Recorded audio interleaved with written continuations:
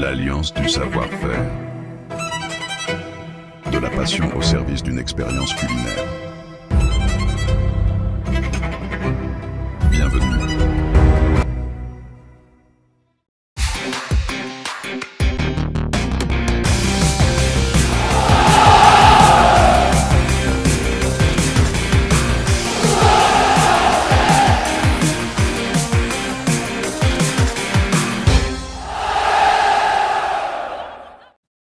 Salut à tous, bienvenue sur le talk show du phocéen.fr.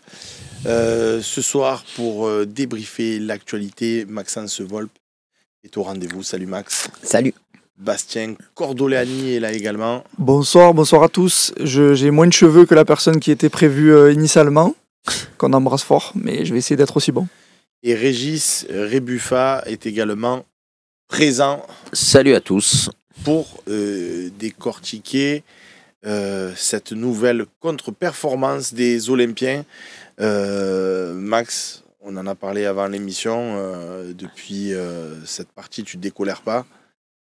L'OM qui a encore perdu 3-1. Alors les accidents, ça arrive, ça a déjà été le cas face à Auxerre. Après il y a eu Lens, je le répète, décimé de 7 joueurs titulaires. Et maintenant, on va à Reims qui n'avait plus gagné un match depuis des mois. Depuis Halloween. Et on a réussi à prendre 3 buts. C'est-à-dire on ne perd même pas sur une dernière occasion où on a eu des actions un peu à l'image de Paris contre Liverpool où ils perdent ce match. C'est incroyable. Tu te dis comment ils ont pu perdre ce match. Nous, on a perdu ce match, mais franchement, il n'y a presque même rien à dire. C'est triste. Mais ouais. Et puis tu as raison de rappeler un petit peu le passé des derniers matchs, parce que si à la limite ce match à Reims arrive après plusieurs succès ou plusieurs prestations complètement abouties, ça passe quoi. Mais là pour moi tu sombres complètement dans cette saison. L'OM s'est-il tué tout seul?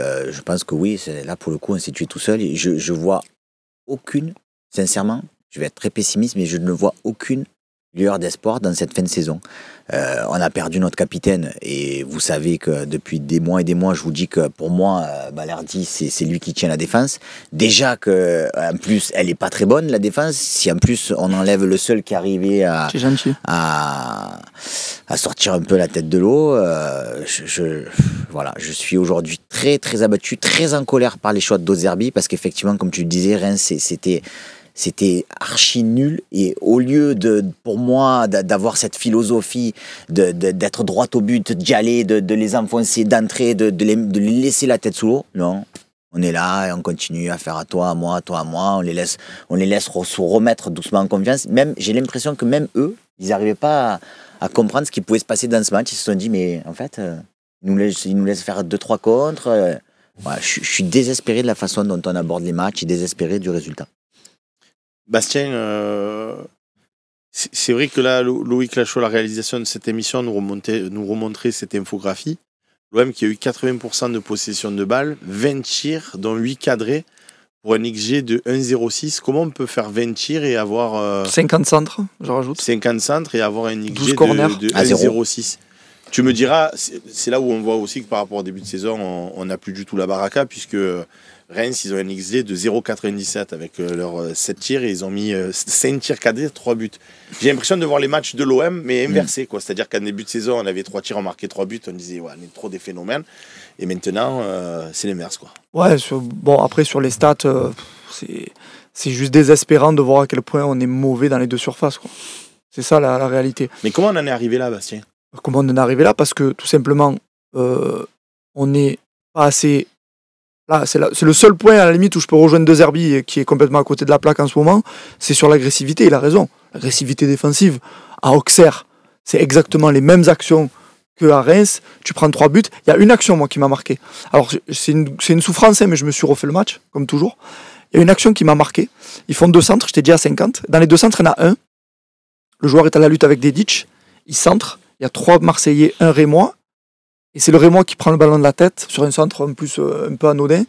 Arrêt de Roulis. Donc c'est un des tirs cadrés dont tu parles. Nous, on fait 50 centres. On a eu 2 occasions sur les 50 centres. Eux, ils en font 2, ils ont 1 occasion. Donc le ratio fait le pourcentage, c'est à 50% et 0,3%, on va dire. Donc c'est que là, sur ce type d'action-là et les coups de pied arrêtés, c'est un manque d'agressivité. Là, c'est même pas un truc J'en veux au coach sur plein de choses, mais sur ça c'est les joueurs. Les joueurs, ils n'ont pas envie de se saigner. Et là, par contre, où le coach a une responsabilité forte, c'est il a mis dans la tête des joueurs un schéma de jeu qui marche très bien jusqu'aux 30 mètres adverses.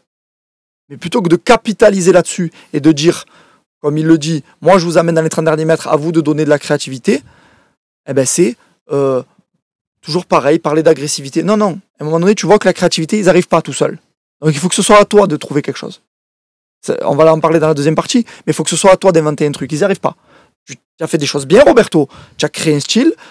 On est maintenant capable très facilement d'avoir le ballon, de récupérer sur le second pressing et d'être dans les 30 derniers mètres. Mais après, il y a un problème. Donc là, c'est à toi de le résoudre. Les joueurs, oui, mais à toi aussi. Donc, comment on en arrive là? Plein de choses. Je vais te dire, j'étais là après la défaite face à Auxerre à domicile, 1-3. Et je vous avais dit un truc. Je vous avais dit, vous pouvez repasser les extraits. Je vous avais dit, je ne suis pas forcément inquiet parce que les retours que j'ai, c'est qu'à l'entraînement, il y a de l'intensité. Ça bosse. Ils sont en train d'assimiler tout ce que Roberto veut mettre en place. Ça va le faire. J'étais inquiet sur la ligne défensive, etc. Le problème qu'il y a aujourd'hui, le gros problème qu'il y a aujourd'hui, c'est que je ne peux pas te faire ce discours-là. Je ne peux pas te dire, ça bosse bien, il y a de l'intensité, ça va venir, parce que ce n'est pas vrai. Ça fait plusieurs semaines que tout le monde, le coach y compris, sont dans un confort de vie. Alors je ne sais pas si ils se sont inconsciemment dit, on est second, ça va le faire. Nous, les calculs qu'on avait fait, il manque 6 victoires. Il en manque toujours 6, mais il reste que 7 matchs. Il manque 6 victoires et ça devrait aller. Je ne sais pas s'ils se sont dit ça. Mais au final, force est de constater que ça bosse moins bien à l'entraînement. Il y a des choses qui ne sont pas bossées. Là, j'en veux énormément à Roberto De Zerbi. Les coups de pied arrêtés, c'est catastrophique et scandaleux à ce niveau-là. L'alignement défensif, il n'est pas bon. L'agressivité, elle n'est pas bonne. Donc moi, je suis un peu comme mon ami à côté. J'ai trop de mauvaises ondes en tête. J'aimerais bien être optimiste, mais c'est difficile. Régis. Alors moi, je trouve que vous êtes dur avec De Zerbi. Il y a plein de choses qui effectivement ne marchent plus, mais il y a des joueurs qui sont en dessous de tout. C'est-à-dire qu'on avait un pilier, alors pas en dessous de tout, mais le gardien, il est moins bon. Là où il sortait des balles impossibles, il les prend. Alors, manque de chance, moins en forme, enfin, il n'est pas exceptionnel. Pour moi, Cornelius, il n'est pas capable de jouer à l'Olympique de Marseille. Je le dis depuis le début, c'est un joueur très moyen. Effectivement, Balardi, qui n'est pas ma tasse de thé, mais il est tellement vaillant, il est tellement combatif que s'il n'est pas là, on a des carences totales. Et après, tu as deux joueurs qui marchaient sur l'eau, qui faisaient les exploits, c'est Greenwood et Luis Enrique, qui sont totalement inexistants depuis quelques matchs. Alors, Greenwood, est-ce que c'est parce qu'il a plus envie? On sait qu'il est très particulier, que c'est ce joueur caractériel qui ont du talent mais qui peuvent lâcher, on ne sait pas pourquoi. Pas caractériel justement, il n'y a pas de caractère. C'est un encéphalogramme plat, Greenwood. Non mais il y a un problème, ce type est capable de faire des exploits, il ne fout plus rien sur le terrain, visiblement on a l'impression qu'il s'emmerde, et Luis Enrique, est-ce qu'il a une chute de physique ou quoi? Donc si tu veux, si tu as 3 ou 4 joueurs clés qui jouent plus, que ton joueur clé, même si c'est pas exceptionnel, tu es obligé de le remplacer par Cornelius, qui est pour moi un joueur très moyen, tu sombres et le gardien fait plus d'exploits. Oui, mais Régis, dans ce que tu dis, moi j'oublie pas non plus que tu as un entraîneur qui donne comme consigne numéro 1 de ne pas perdre le ballon. Et à force d'avoir, moi c'est ce que je vais lui reprocher en premier, c'est à force d'avoir inculqué ça, j'ai l'impression, à ses joueurs, qu'il n'y a plus aucun joueur qui ose prendre ses responsabilités. Alors je suis d'accord avec toi sur ce point-là, mais le truc c'est qu'ils l'ont acquis ça, de ne pas perdre le ballon, parce qu'ils le font très bien. Ouais, mais par contre, de responsabilité quand même. Sur les 10 premières minutes du match face à Reims, la première occasion, c'est centre de Rabiot, déviation de la tête de Merlin dans la surface pour Gouiri qui remet pour Greenwood, ballon sauvé sur la ligne. Tu peux pas me dire que ça, c'est pas une action dépassement de fonction. Mais ça suffit pas. Ça suffit pas, parce qu'à un moment donné... Non, mais attends, ça suffit pas parce que tu le fais que 10 minutes. Oui. C'est ça qui suffit pas. Ouais. Et qu'est-ce que fait Rongier sur son but? Tout ce qu'il n'a pas fait tout le long du match, quand il était milieu. De la projection, du dépassement de fonction. Donc c'est pour ça que moi, vous savez très bien que j'admire Roberto De Zerbi sur plein de points, mais je suis encore plus sévère que vous avec lui justement, parce que je le connais bien. Donc je ne suis pas content de son travail, actuellement. Mais par contre, je ne peux pas croire une seule seconde qu'ils disent à ses joueurs, par exemple l'action de Merlin qui a failli amener un but, ne le fais plus.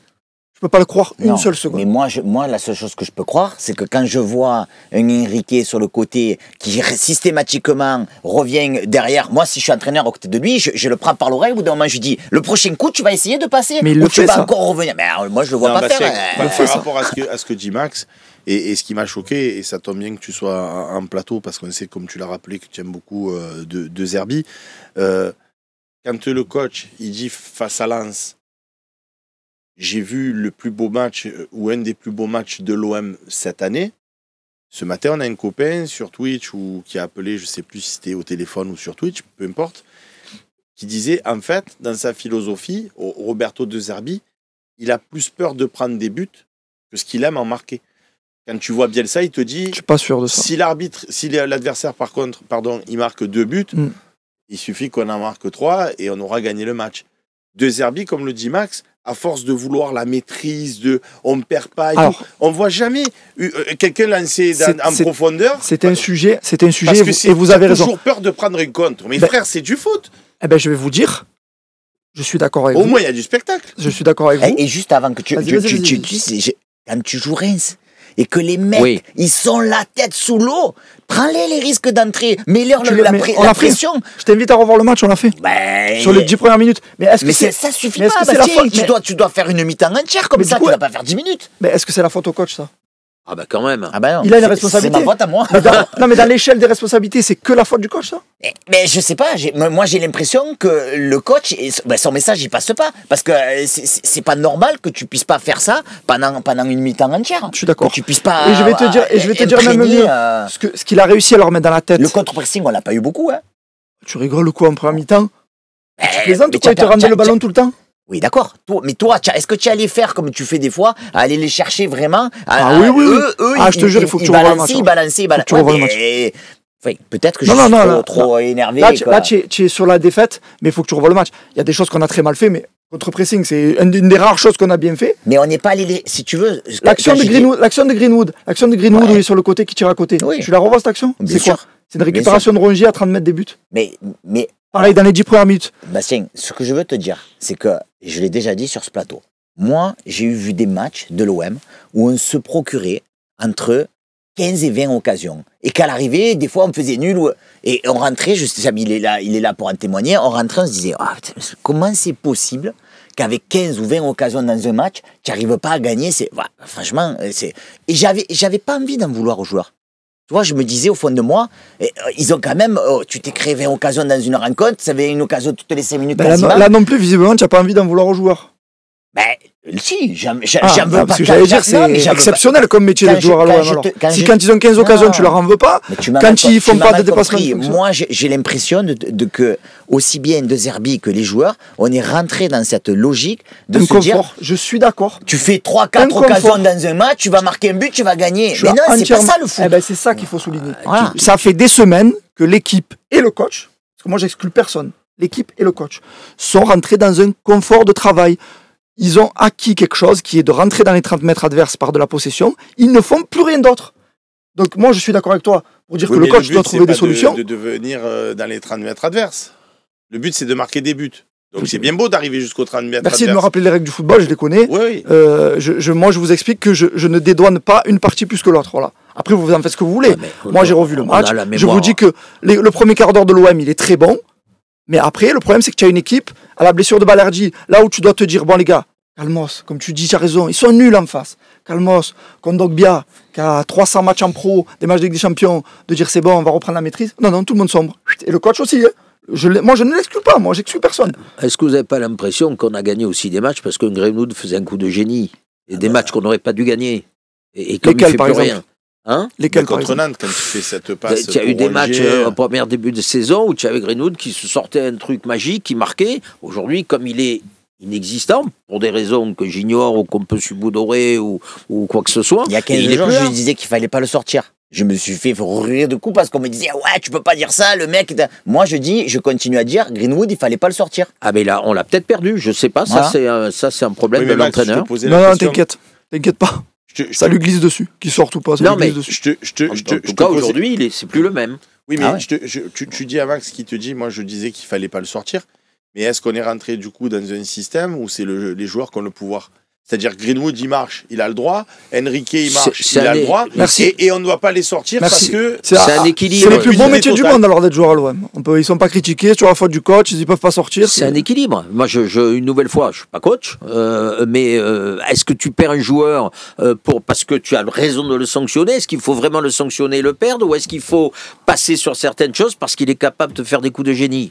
La grosse erreur qu'a fait De Zerbi sur Greenwood, c'est qu'il ne doit pas le faire entrer à la mi-temps contre Lens. S'il le sanctionne tout le match. Je suis assez d'accord. Et après, à la limite, tu le remets dans le 11. Mais là, il n'a pas vraiment sanctionné. Il a fait comprendre à demi-mot. Parce qu'il s'est affolé. Parce qu'il a compris, il a compris qu'en fait, il a vu comme nous. Parce qu'en fait, concrètement, qui c'est qui peut mettre de la percussion dans cette équipe? Aujourd'hui, des fois, on cite Gouiri. Moi, je ne pense pas que Gouiri soit capable de mettre vraiment Après, effectivement, il a une technique.